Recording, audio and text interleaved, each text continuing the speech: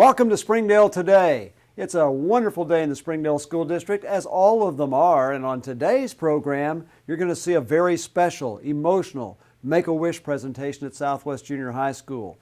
You're also going to see some safety tips on how you can handle a turkey over the holidays, plus an in-depth interview with Dr. Don Love on some things in the ALE department and talking about graduation in the Springdale School Districts. And we'll finish with some information on the Springdale District's new news show. We'll be back with all that in just a moment, because if it's now, it's Springdale Today.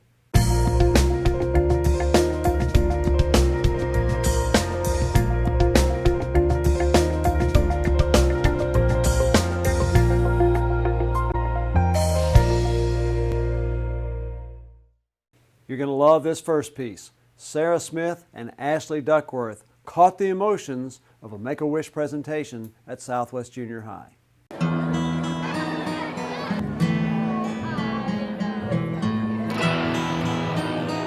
Today Cameron is going to have his wish granted. You can go to Disney World. Your dream's fixing to come true. This is cool. I noticed whenever he turned around and looked at me when we were standing there, and he was getting red splotches on his cheeks, trying to hold back the tears. I was a little shocked. Felt like I was so shocked I couldn't smile. Feeling pretty special.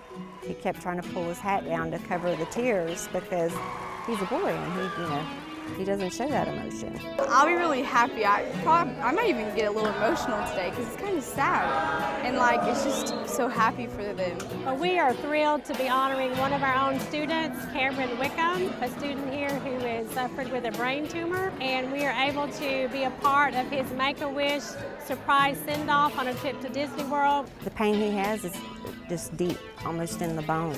It just hurts, and it's an ongoing thing. About 8 months ago, we met with Cameron and his family, and we figured out that Cameron's #1 wish would be the chance to go to Disney World. We've been trying to do this since last year. All the students here at Southwest Junior High have been working really hard to raise money. I was really touched by hearing his story and everything, and I really wanted to help with it. I think it's a great thing that we're doing for Cameron. It's just really great to help people like this, and it's life-changing. Our students last year worked hard, raised over $5,000. They just worked and worked and worked.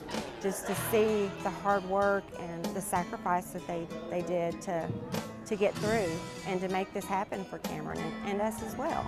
They took the time to give my son his wish.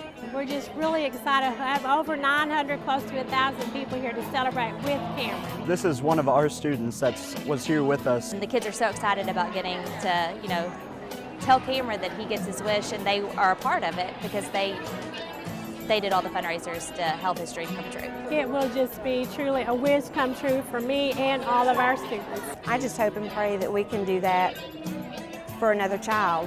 It's possible, let's do this for these kids that sit home and can't do anything. Let's go all out and just do whatever we can and make this kid's dream come true.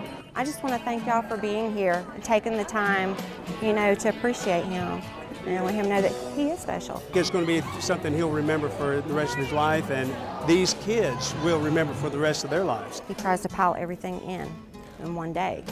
He doesn't want to miss anything. Take that day and live it as if it's your last. First thing in the mornings he gets up and he's thinking of something else he can do. Never stop believing. Cameron Whitcomb and his family are going to get to take a trip that they'll never forget, and we're all very happy for them. Now, what does a frozen turkey, a turkey fryer, and the Springdale Fire Department have to do with Thanksgiving? Find out right after this. When I grow up, I want to be a doctor. When I grow up, I want to be a music teacher. When I grow up, I want to be a counselor. When I grow up, I want to be a future NBA player. The Springdale Schools, dedicated to our students, dedicated to our community, and dedicated to excellence. The Springdale Schools, building future leaders. Thank you.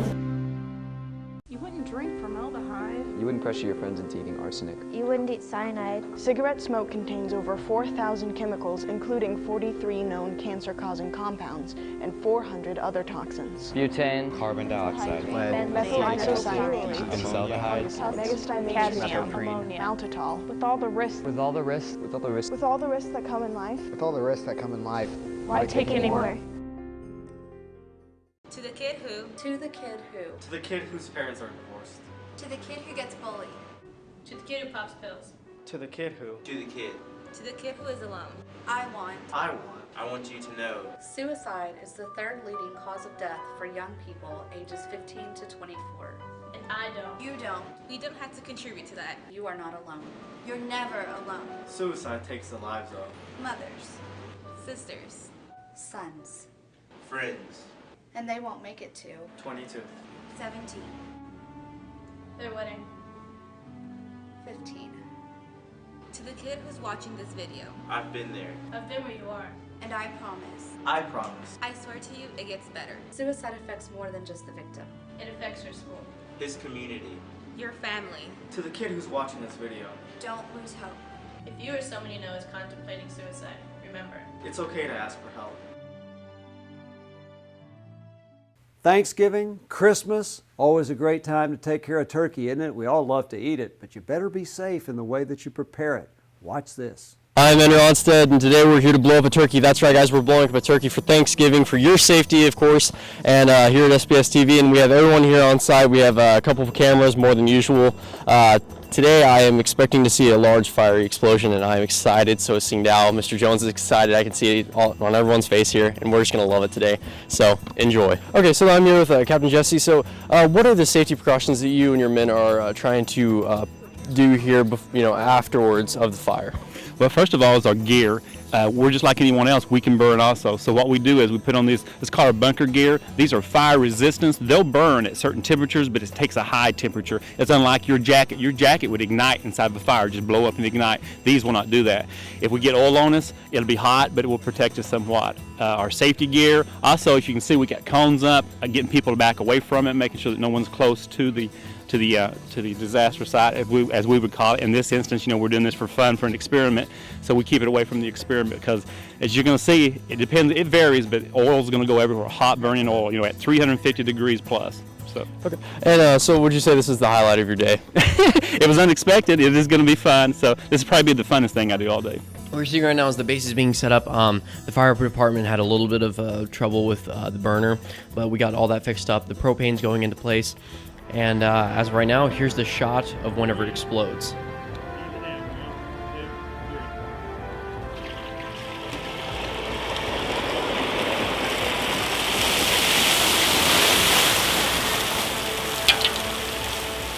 Now here it is in slow motion.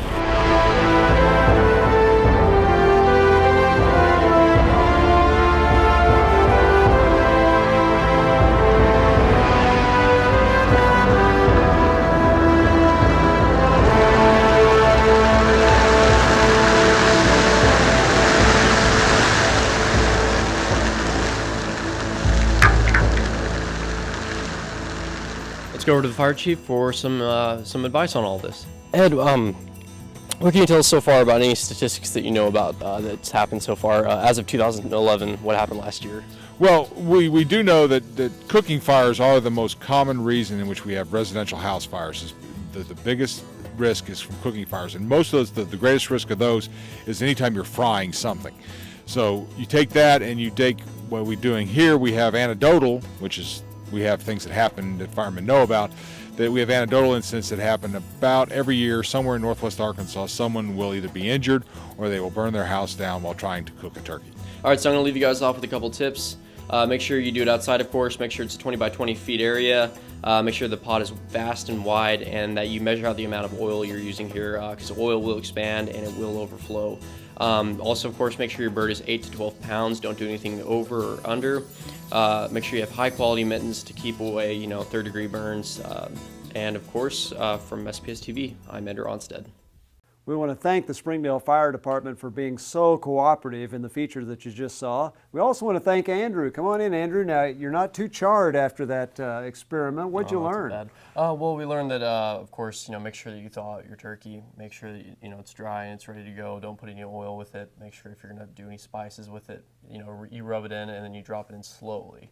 A lot of people rush it and they'll still have the flame going, and it'll end up with a burnt house and a lot of people going to the ER. So you did that experiment out there in kind of an open parking lot. I mean, you're trying to picture what it might be like, say, on a wood deck. That could be very dangerous. Definitely, and that's what we were saying in our video is make sure you do it out like on your driveway. Even maybe do it out in the street. Do it something where it's just stable and there's concrete.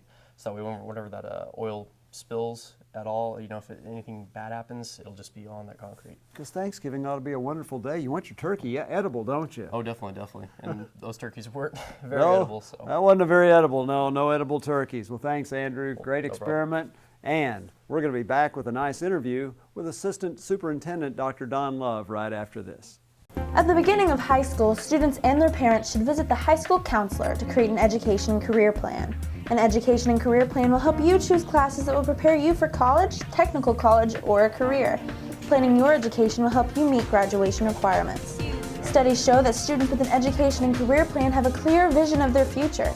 It all begins here. Go to the Arkansas Works College and Career Planning System. For more information, go to www.arworks.arkansas.gov and click on the College and Career Planning System. I have a career readiness certificate.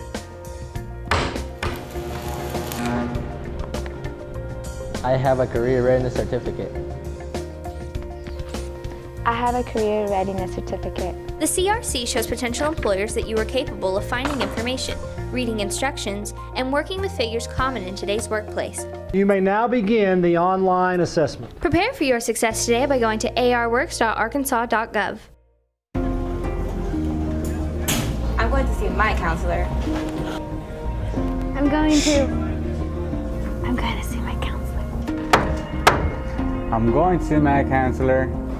Going to see your counselor means you will meet all of your graduation requirements, as well as helping you plan for specific career objectives, technical training, and finding the right college for you. Prepare for college and career success by seeing your counselor today. Welcome. Let's talk about your future. In our administrative staff segment, we're going to talk it over with Assistant Superintendent Dr. Don Love, formerly a principal at Springdale High School and now an assistant superintendent who's going to tell us some things about ALE and how Springdale is working to improve graduation rates. Welcome to our administrative segment. We're here with Dr. Don Love, an assistant superintendent in the Springdale School District. Don, first subject with you is the ALE Center. There are some big changes in ALE this year. Absolutely. Right now we're serving 420 plus students in our ALE programs, and we've acquired the Harvey Jones Education Center, which is the upstairs of the JTL area. And we have about 100 plus students in that facility. And then the Meadow Street School is located where ALE has been for the last 7 years or so. And we're serving about 130 students there. And we've expanded the 9th grade center on the north campus of Springdale High School, and we're serving 90 students there. And then we also have the regional alternative program that we share with Rogers in Bentonville, and it's located in Rogers. And we have about 30 students in that program. And we run a night school. So students who are over age, who are over 18, past the point of graduation, but still lack a few credits for graduation, they can come in and earn their high school diploma rather than a GED by doing night school work. And we have, that number changes, but somewhere between 25 and 40 students at any given time in that program. Why is ALE so important? The normal school as we know it, with pep rallies and bands and teams and so forth, that doesn't fit every student. The program at the Jones Center, we call it our Tier 1 program. That's for kids who are college bound, who will be taking the ACT, who have a career interest, and they just want to go to school. And the Tier 2 program, which is the Meadow Street program, is for students who may have more challenges in their lives, and we have students with every kind of life situation you can imagine that they're dealing with, as well as trying to get an education. And it provides a safe, warm environment, a caring environment, along with the academics that the student will need to graduate from high school.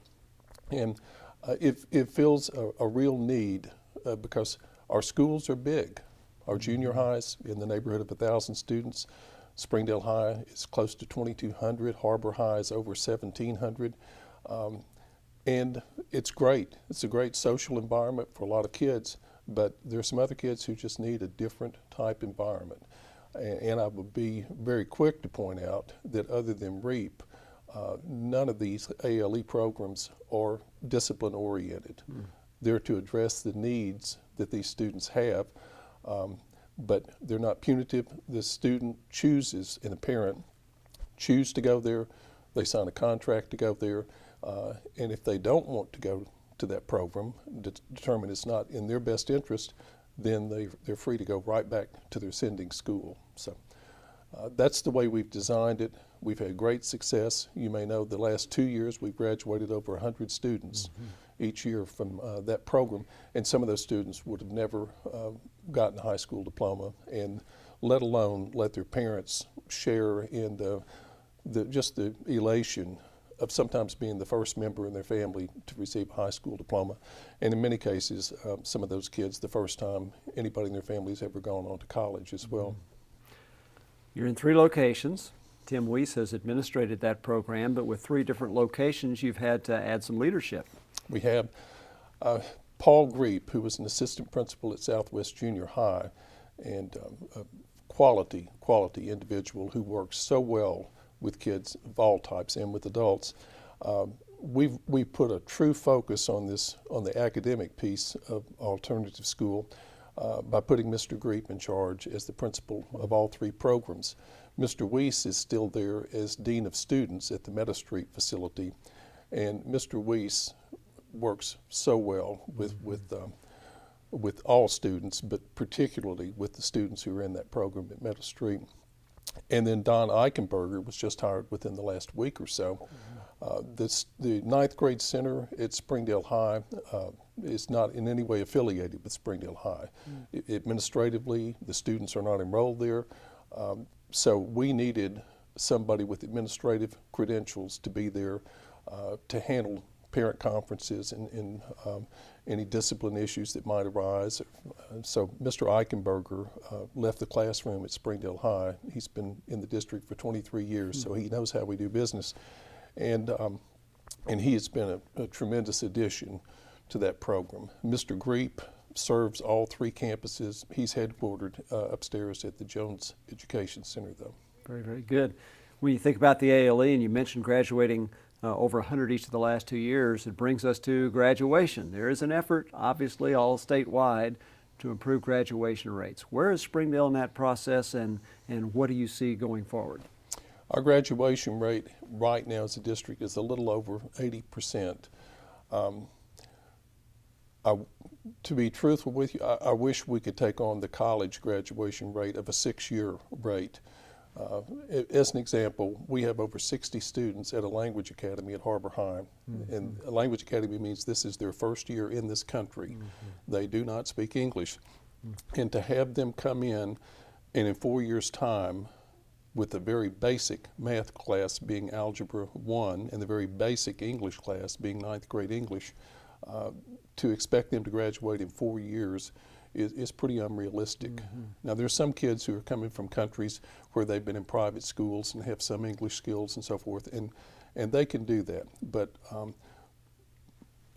just put yourself in that position and having to complete the end of course exams in English language. So there's that, and then we have a lot of students who move in and out of the district. But the biggest piece of the graduation requirement is that we have to track each and every student. So if a student moves here and gets behind in the 9th grade year, say, and doesn't earn, maybe earns 2 credits instead of 7 credits, then the student transfers to another district in Arkansas. If that student doesn't graduate in 4 years, then that student counts against the Springdale graduation rate, even though 3 years were spent in another district. There's no provision for a student who moves out of the country or moves to a district or a state that does not have compulsory attendance. So at the age of 16 in a lot of states, a student can leave school. Yeah. And it's quite a challenge.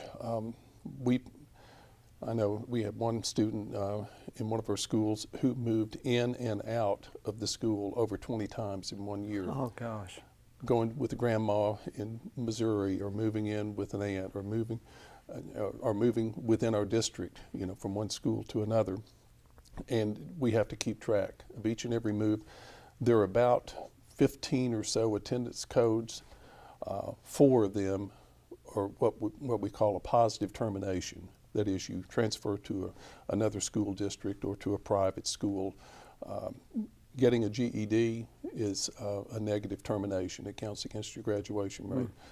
If you're in the night school program, none of those students will help anybody's graduation rate, even though they do get their diploma. Yeah. If it's not done by July 1 of the year that the student graduates, then they're not a graduate, a 4-year graduate. So in other words, what you're saying is there are Springdale students that are graduating, but they're not counting for the graduation rate. Oh, absolutely. Absolutely. And I was pleased to see the 6-year graduation rate for college, because a lot of Springdale students are in college. Mm-hmm. They're in Northwest Community College, for example, but they're taking 9 hours. They're not taking the 12 hours it takes to qualify as being recognized as a college-going student, and they likely won't graduate in 4 years because they're working their way through school. And we see it all the time, but they will eventually graduate 5 years, 6 years, and go on to their careers. And in many cases, since they work their way through school, they won't have college loans to pay off. Right. So they're doing a smart thing in a way, and now it's being recognized with the 6-year graduation rate. Well, if you're in the Springdale schools, get your degree in 4 years. That would be best. I learned a lot today. Hope you did too. Thanks to Dr. Don Love, and we're back with more right after this. By 2018, 52% of jobs in Arkansas will require post-secondary education. 86,000 new jobs will be created by 2018 that will require education after high school. 26% of Arkansas's young adults ages 25 to 34 have a college degree. Is 26% enough? 2 years of post-secondary education will open more job opportunities for you. Which career will you choose? Get a head start on your future career by joining the Arkansas Youth Apprenticeship Program. This program allows non-college bound students with opportunities to develop meaningful job skills. Various employers, high schools, colleges, and local community government train students in occupations that are needed in their region or state. The Youth Apprenticeship Program prepares students to meet state academic standards while giving them the skills in their career interest. Prepare for your future. Join the Arkansas Youth Apprenticeship Program. Visit www.arworks.arkansas.gov for more information. We hope you enjoyed the interview with Dr. Don Love. Next, Sabrina is going to tell us what's coming up on Springdale District News. I'm Sabrina Terrell, and on today's news, we take a look back at how the Springdale schools saluted and celebrated Veterans Day. Plus, with Thanksgiving around the corner, we hit the streets to see what everyone is thankful for. And later in the show, we find out how turkey became the centerpiece of Thanksgiving. Thanks, Sabrina. Another interesting program coming up, no doubt about that. We hope you've enjoyed this edition of Springdale Today. Now, if you want to keep up to date on everything going on in the Springdale District, you can subscribe to our YouTube channel or like us on Facebook. And remember, if it's happening now, it's Springdale Today.